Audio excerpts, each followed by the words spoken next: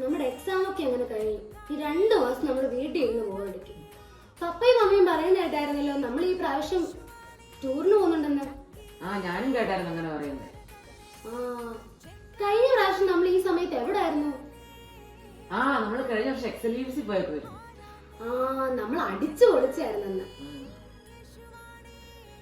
നമുക്ക് പപ്പയോട് പറഞ്ഞ tour cancel ചെയ്ത് നമുക്ക് എക്സലീവ്സിൽ പോയാലോ? അത് നല്ലൊരു ഐഡിയ. ഞാൻ റെഡിയാ. നീ പോകുന്നുണ്ട് എക്സലീവ്സിൽ? ഞാൻ പോകുന്നുണ്ട്. കൂട്ടുകാരെ, ഞങ്ങൾ റെഡിയാ. നിങ്ങൾ റെഡിയാണോ?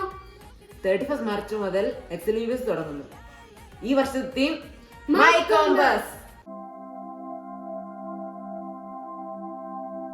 My compass കാട്ടും നൽവഴി, ഒന്നിച്ചൊന്നായി ഉയരും ഒരേ ലക്ഷ്യം.